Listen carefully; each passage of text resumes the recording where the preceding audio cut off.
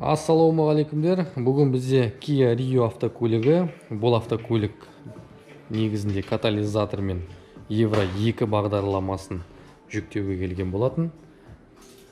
Көлемі 1,6 литр. Осы автокөлікте қазір менің жолдас жігітім катализатор алып жатыр. Қазір катализатор қандай бітелгенін барлығын көретін боламыз.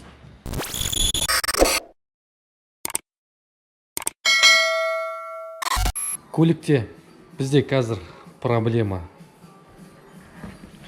Бұл бізде сканеріміз. Сканерде 0420 катализатор көрсетіп тұр. Содан кейін дроссельді заслонка кірленген екен, оны тазалап шықтық, бірақ ошибканы әзірше өшірген жоқпыз. Катализатордың арқасында 0420 бұл автокөліктер газ бен бензинмен жүреді ғой. Холостой ходта мына 800-700 оборотта тұрған кезде бұл жерде газда слишком бедная смесь деп жанады. Емкость 1, емкость 1 деп. Сосын богатый, бедный смесь деп өстіп газда жанады. Прошивка жасағанда дәл осы 1, 2, 3, 4 проблема кететін болады. Мына дроссельді жаңа біз тазалап шықтық, ол өзімен уже өшіргеннен кейін кетеді. Әзірше қазір біздің Гришамыз ашып жатыр. Ассалаумалейкум. Уалейкумассалам. Это осыны істеп болсын, содан кейін біз подъемникті көтеріп, сосын астыңғы жағынан көрсететін боламыз. Мінекей достар, жаңа катализаторды алдық, оның алдында дұрыс ашалмаған көрінеді. Мына сындырып ашқан, жұлқып. Қазір соны жөндейтін боламыз. Себебі арнайы кілті болады өзінің ашып жабатын. Ал бұлай ашалмағасын шұқудың қажеті жоқ. Бір жерде қазір қозғалып тұр. Өзіңіз көріп тұрғандай. Міне түсіп жатыр, міне. Осының мусор. Қазір біздің Гриша жігіт өзі кеседі. Қазір қарайтын боламыз оны.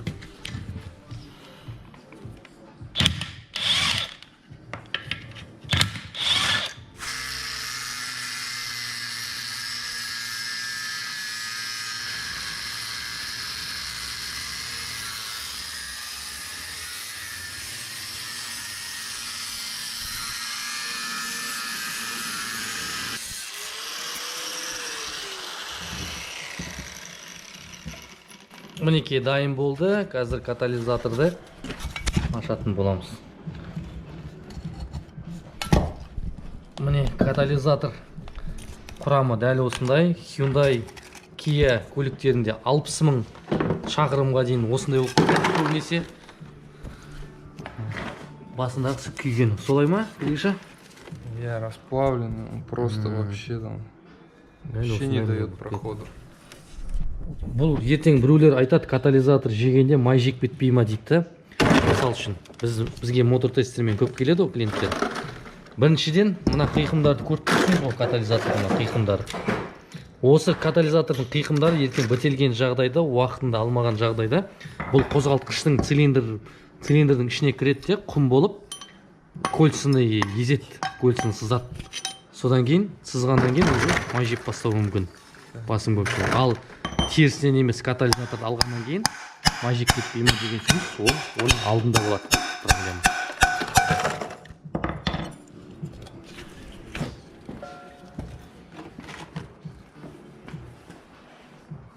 Какой там просвет? Давай посмотрим. Там нет его все. Мінекей катализаторде бүйтіп барған кезде тесік болу керек. В сломанном куске еще есть просвет. Қайсы кәне көрейік. Посмотри там. Қазір жарық жерге барайық. Мінекей сәл-пәл көрінуі мүмкін. Бұл жерден ауа кетеді негізінде. Ал бұл жерде өкінішке орай дым жоқ. Дым болмағасын көліктің катализаторының шаруасы бітті деген сөз. Міне.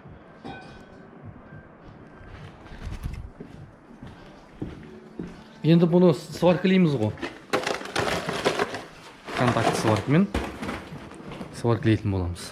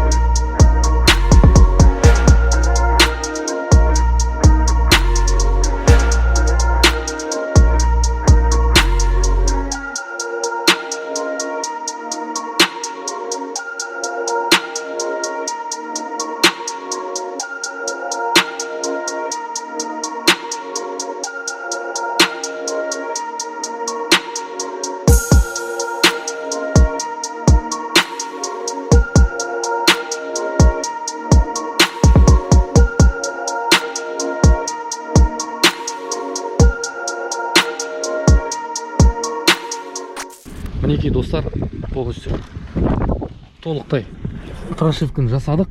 Прошивкада ешқандай чек, бәрі өшті. Көлік енді екінші өмір алды. Айтады ғой, катализатор деген адамның аппендикс сияқты, мына аппендицитті кесіп алып тастайды ғой, операция жасап, қазір лазермен. Сол сияқты катализаторда дәл сондай болып келеді да негізінде. Оны алып тастап, прошивкілеп, бағдарламалап жасағаннан кейін бәрі жақсы болады негізінде. Сондықтан осы тіпне Kia Rion'ны бүгін шаруасын бітірдік. Бәріңізге де рахмет, сәттілік.